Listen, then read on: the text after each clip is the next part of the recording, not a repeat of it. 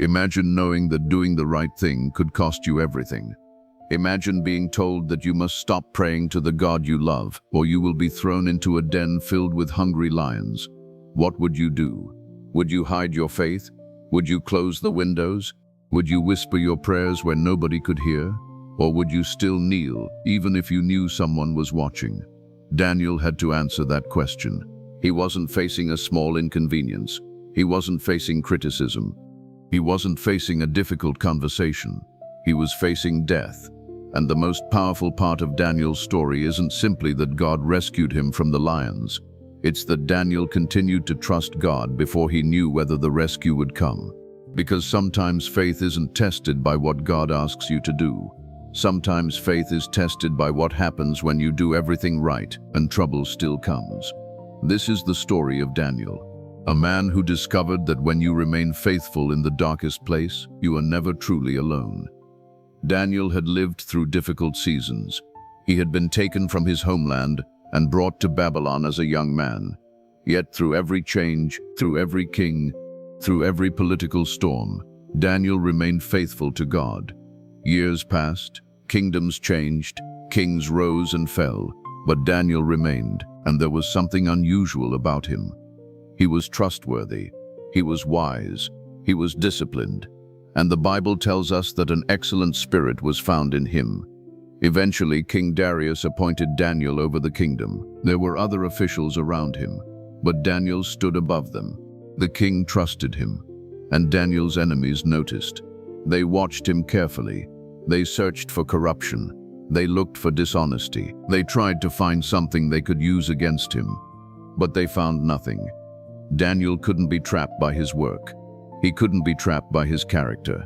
So they realized something. If they wanted to destroy Daniel, they would have to attack his faith. Daniel's enemies went to King Darius with a carefully designed plan. They convinced the king to establish a new law. For 30 days, no one could pray to any god or person except the king. Anyone who disobeyed would be thrown into a den of lions. It sounded like a law about loyalty, but it was really a trap.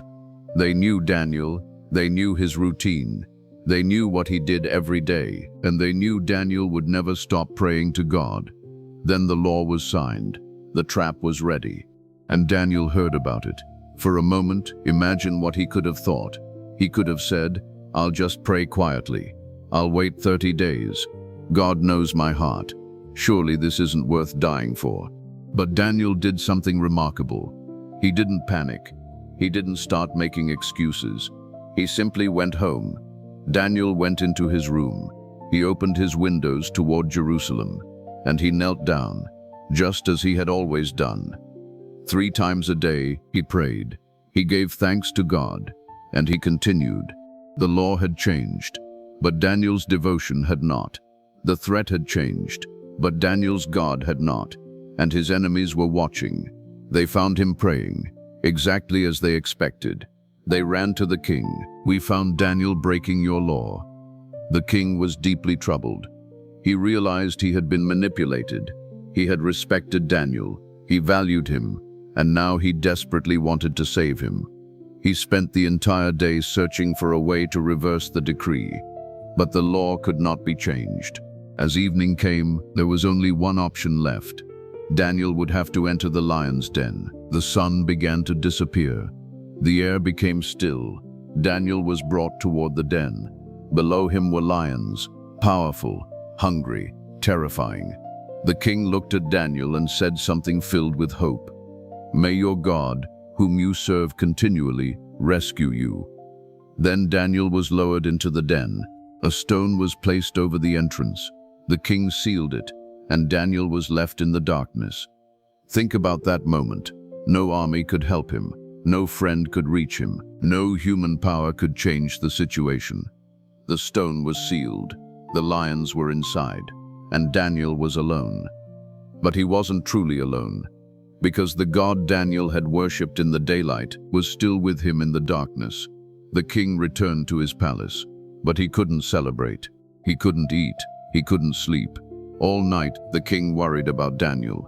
Meanwhile, inside the den, something extraordinary was happening. God had not abandoned Daniel. God sent his angel, and the mouths of the lions were shut. The animals that should have attacked Daniel did not touch him. Daniel spent the night surrounded by lions, but God was closer than the lions, and that is the part of the story we must never forget. Daniel's faith didn't prevent him from entering the den.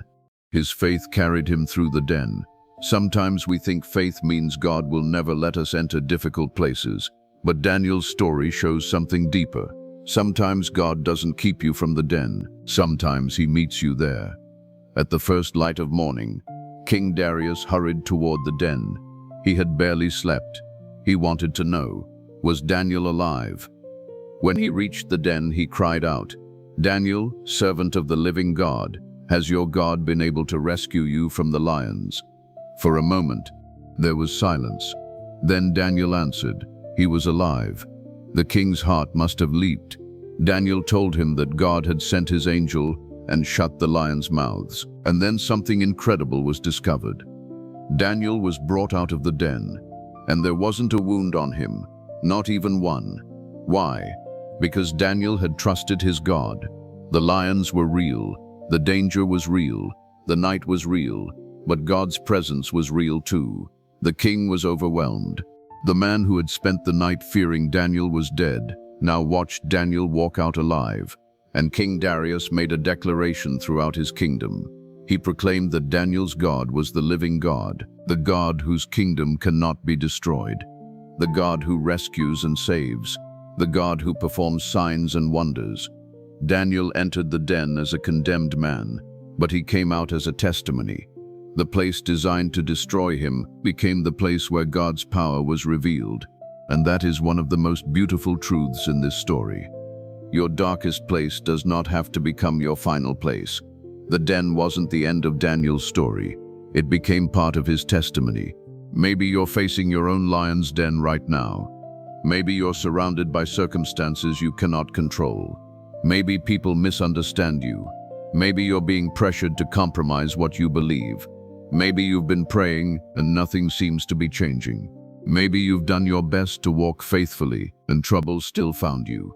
If that's you, remember Daniel. He didn't know what would happen when he opened those windows.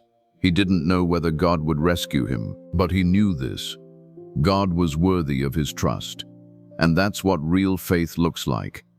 Faith doesn't always say, "I know exactly how this will end." Sometimes faith simply says, "I know who is with me while I'm walking through it." Daniel didn't know what was waiting inside the den, but God did. Daniel couldn't control the lions, but God could. Daniel couldn't remove the stone, but God could. And sometimes your greatest act of faith is simply continuing to pray, continuing to trust, continuing to stand when you cannot see what God is doing. Notice something else. Daniel's relationship with God didn't begin in the lion's den. He had been praying long before the crisis came. His private faith prepared him for his public trial. He didn't suddenly become faithful when the lions appeared. He had already been faithful when nobody was watching, and that's why his faith stood firm. The strength Daniel needed in the den was built in the quiet moments before the den. So don't underestimate your quiet prayers. Don't think those moments alone with God are insignificant. Every prayer matters. Every act of obedience matters. Every time you choose faith over fear, you are becoming stronger for the battles you haven't seen yet. So if you are walking through a dark season right now, don't assume God has forgotten you. If the door feels sealed, remember Daniel. If the night feels long, remember Daniel. If the situation looks impossible, remember Daniel. The lions may be real, the pressure may be real, the fear may be real, but God is real too. And the same God who was with Daniel in the den is able to remain with you in your darkest hour. You may not know how the story will end, but you don't need to. Keep praying, keep trusting, keep standing, because sometimes the place you thought would destroy you becomes the place where you discover just how faithful God has always been. Daniel went into the den with faith and walked out with a testimony. And perhaps one day you will look back at this season of your life and realize God was with me there too.